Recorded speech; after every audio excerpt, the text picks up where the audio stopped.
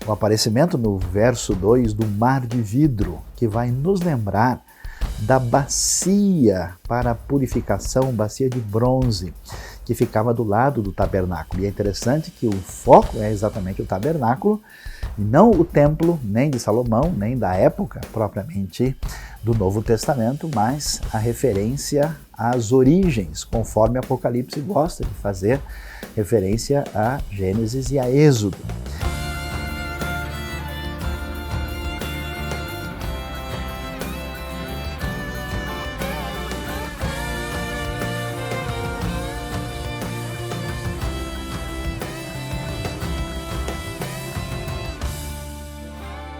Os capítulos 12, 13 e 14 eram um interlúdio, uma espécie de interrupção desta cena que começa lá no capítulo 4, na segunda grande visão do livro de Apocalipse, e que vai continuando até o capítulo 17, quando começa a terceira visão.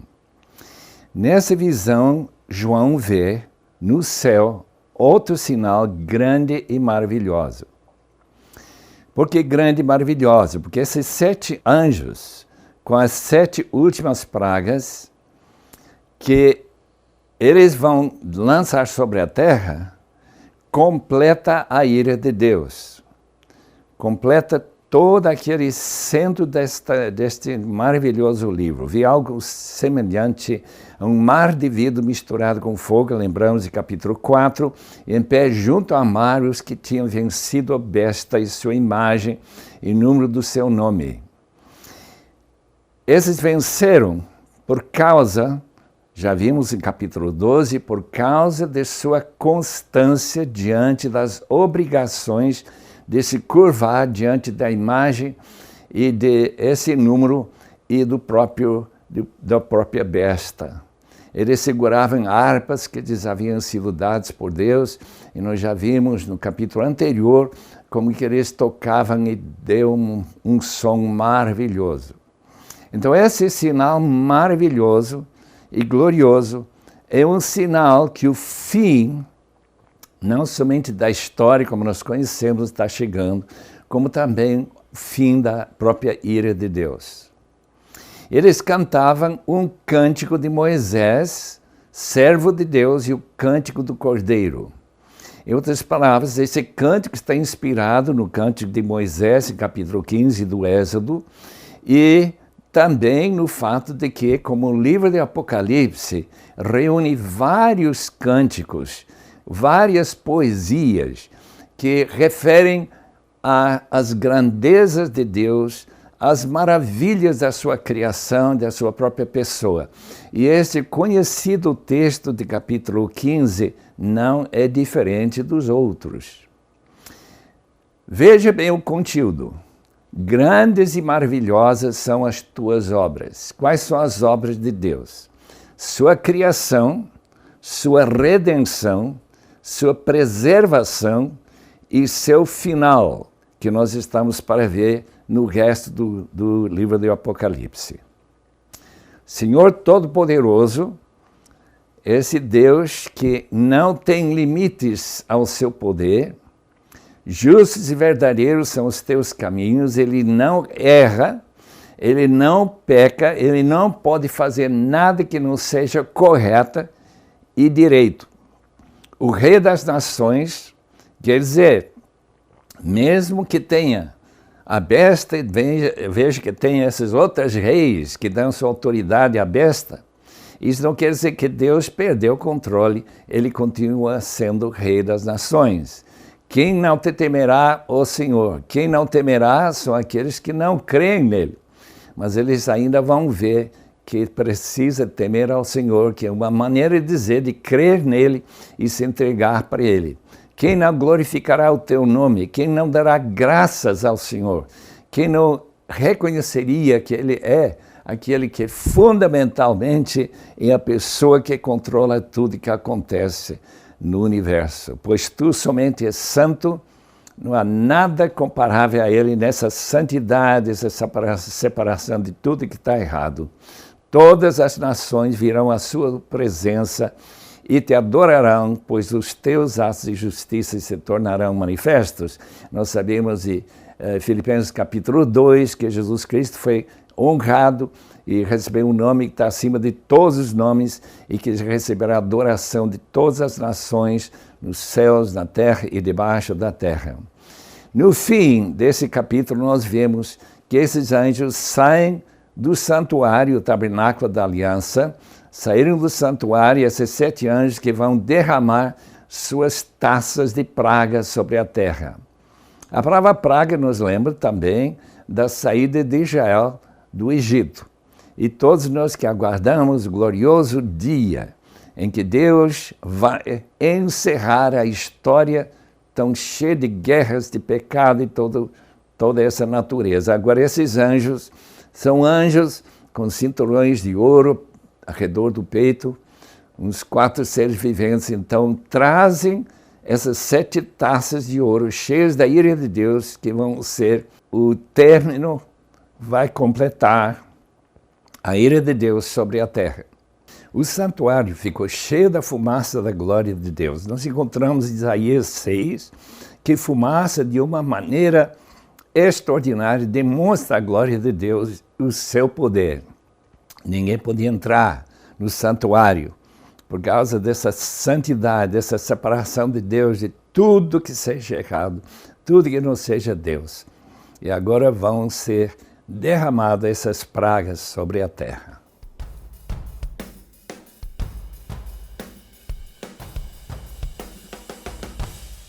O maior problema que nós vamos encontrar, tanto para os pensadores da história humana, como também os teólogos e estudiosos que dizem respeito ao estudo da fé, é exatamente a realidade do mal e do pecado no mundo. Quando nós lemos Apocalipse, e agora aqui chegando no capítulo 15, nós vemos uma espécie de elemento mais acirrado de contraste entre o bem e o mal, e a manifestação do julgamento divino, as pragas que serão anunciadas, que serão derramadas, as taças da ira de Deus se aproximam. Parece que nós devemos ter uma postura de alguém que fica assustado diante disso. Mas, ao contrário, o texto bíblico vai em outra direção, que é a direção da esperança. Que direção de esperança é essa? É o fato de que, primeiro, nós sabemos que Deus é Deus e que Ele é bondoso e absolutamente poderoso. E Deus já mostrou o seu poder e a sua vitória sobre o mal. Por isso é possível estar consolado agora e é possível ter a esperança de uma vitória completa sobre o mal. Assim, quando nós olhamos para o capítulo 15, o que é que nós vamos encontrar?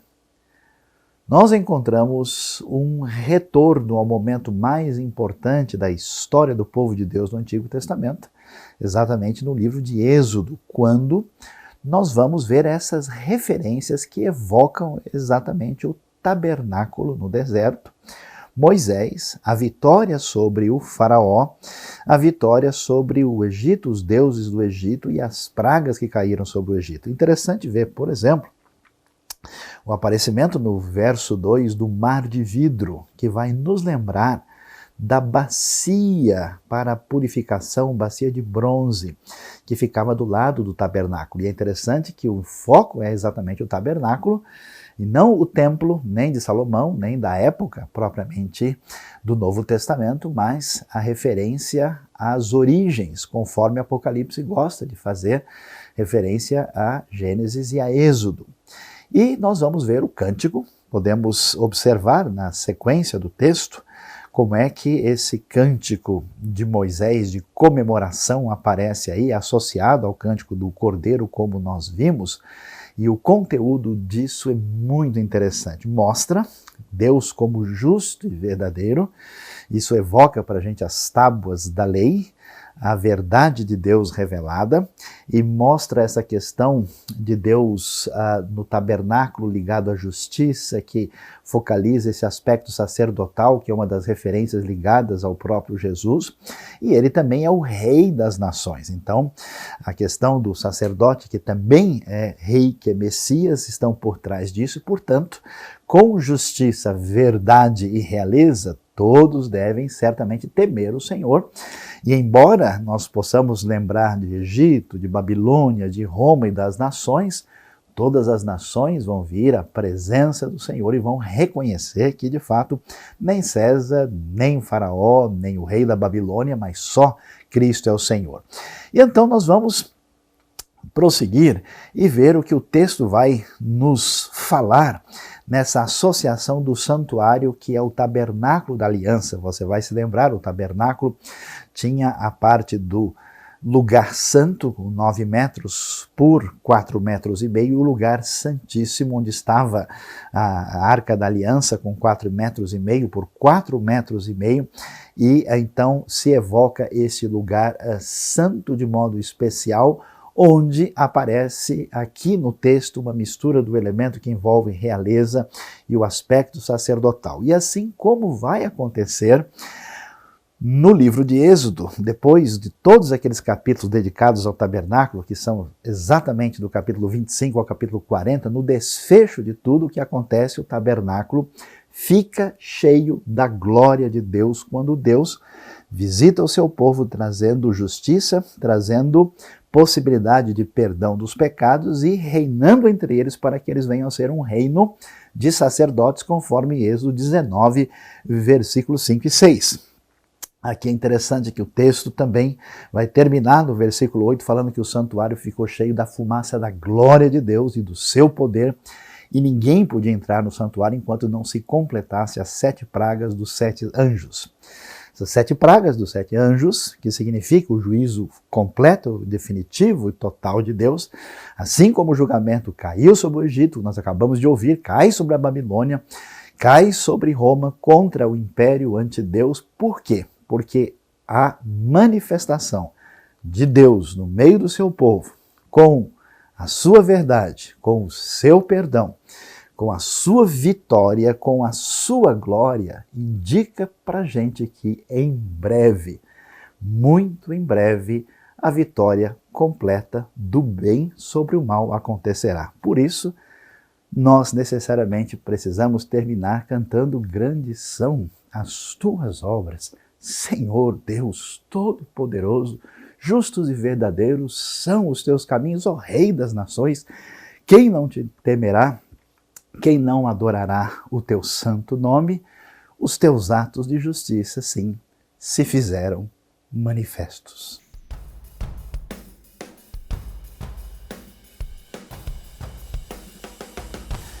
Agora que nós estamos aí no capítulo 15 de Apocalipse, seria muito importante fazer uma retrospectiva para poder tentar entender toda a organização do livro, para ver como é que a coisa se define através aí dos 22 capítulos do último livro do Novo Testamento, o último livro da Bíblia. Quando nós vemos o início do Apocalipse, vai ficar bem claro, olhando inicialmente, podemos assim pensar na primeira parte propriamente do livro, que é do capítulo 1 até o capítulo 3, nós vamos ter a introdução com a grande visão que o apóstolo João tem na ilha de Patmos. E em seguida nós temos a mensagem que é enviada, ou melhor dizendo, as mensagens enviadas às 7 igrejas. É muito interessante ver que essa referência das 7 igrejas que dá o início aí do livro, na verdade a gente tem uma espécie de sequência de setes no livro do Apocalipse. Você vai perceber que a literatura apocalíptica, com toda a sua intenção de trabalhar o significado por meio dos números, ela vai nos apresentar o que a gente vê no início com as 7 igrejas, depois nós temos 7 selos, depois nós vamos ter 7 personagens, nós vamos ter 7 taças, 7 juízos, 7 coisas novas no final. Então, observe que toda a organização do livro se dá em função disso, a partir da intenção do próprio autor. E pensando aí no início, a gente observa que o livro apresenta essa espécie de interpretação da história. Aqui nós temos que pensar um pouquinho sobre a questão teológica, né? No sentido em que a mensagem bíblica ela surge num ambiente particular que tem um significado universal e ela amplia o seu horizonte de universalidade. Então, num certo sentido, guardadas as proporções, aqui nós temos, vamos assim dizer, uma espécie de filosofia da história numa linguagem profundamente simbólica que dá esse panorama do livro. Por isso, quando nós vemos essa questão do início do livro, quando João vai ter essa grande visão, essa grande revelação, e em seguida logo aparece essa ideia que nós vemos nas 7 igrejas, a gente vai observar que se trata de uma referência a essas igrejas conhecidas e que traz uma mensagem mostrando uma espécie de diversidade de igrejas. E aí vale a pena pensar um pouquinho aqui na história da interpretação do Apocalipse. Você já deve ter reparado, ouvindo vários estudos, que nós temos uma espécie de dificuldade de interpretação no sentido quanto do livro é uma referência geral, ou seja, aplicável a todos os tempos, quanto é uma referência só do passado e quanto é uma referência do futuro. É importante ver que no início, nas cartas das 7 igrejas, quase todo mundo concorda que é uma referência que dá atenção principalmente ao passado. E a interpretação mais sensata parece ser que essas igrejas apresentam diferentes tipos de igrejas que merecem uma atenção especial da parte do Senhor Jesus e trazendo para essas igrejas um direcionamento adequado. Apesar disso, o pessoal que a gente pode chamar de excessivamente futurista chegou a fazer uma interpretação sugerindo que cada uma das igrejas poderia representar um determinado período da história até chegar, vamos dizer, na igreja do tempo do fim, propriamente dito, que seria a igreja de Laodiceia, que se encontra em condições muito complicadas conforme o relato do livro do Apocalipse. Portanto, vale a pena a gente prestar atenção nisso, mas esse é o sentido. Em seguida, quando a gente chega no capítulo 4 e 5, nós temos, vamos dizer, uma espécie de transição antes do surgimento dos chamados 7 selos. E aí no 4 e 5, a revelação ali é muito significativa, porque nesse ambiente é necessário fazer uma conexão muito importante. O Jesus que é conhecido, que é o Jesus que morreu, é o Jesus que sofreu, é o sacrifício feito por nós, que aparece principalmente na figura do Cordeiro, agora aparece como leão, ele aparece forte, ele aparece poderoso, e essa dimensão consoladora, que nesse sentido aí não tem conexão temporal particular, é quando Jesus, a semelhança do que acontece no capítulo 1, é mostrado entronizado, poderoso, forte, vencedor em oposição ao Império Romano. Algumas escolas de interpretação tendem a observar nesse período, quando se tenta colocar tudo no eixo do tempo, que nesse trecho nós teremos aí o que é arrebatamento da igreja em conexão com 1 Tessalonicenses capítulo 4.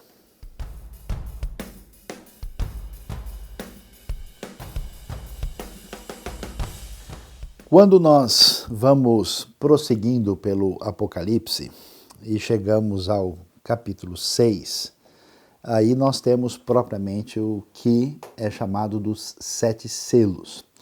É muito importante observar que, em função de tudo que tem acontecido, que já se percebe nesse trecho 4 e 5, que envolve o sofrimento da Igreja de Deus e daqueles que têm sofrido pelo testemunho de Jesus, nós vamos ver agora claramente o derramamento do julgamento da parte de Deus. E aí, mais uma vez, é importante destacar que, na tentativa de interpretar o Apocalipse não decide se isso é uma coisa mais do passado, do futuro ou uma realidade que está presente em todo o tempo. As posições teológicas se definem assim. Então, a partir de agora, quem tenta colocar todo o livro num eixo de tempo mais delimitado, especialmente focalizando o futuro, entende que do capítulo 6 até o capítulo 19 nós temos aquilo que é o momento da grande tribulação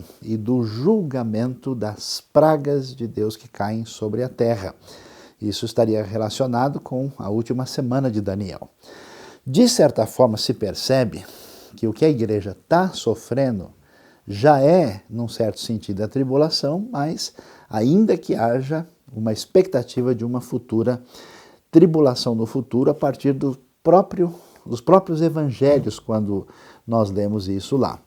E o que vai aparecer?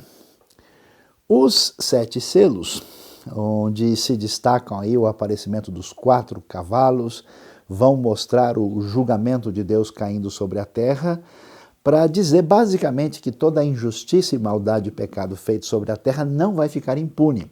E esse Jesus que vem vitorioso vai trazer o julgamento com certeza. E aí nós temos essa relação de 7 selos, temos as 7 trombetas que vão aparecer mais para frente, nós temos esse interlúdio aí onde aparecem 7 personagens que estão relacionados com essa ação perversa e completa do mal contra Cristo e os seus discípulos, os seus servos fiéis.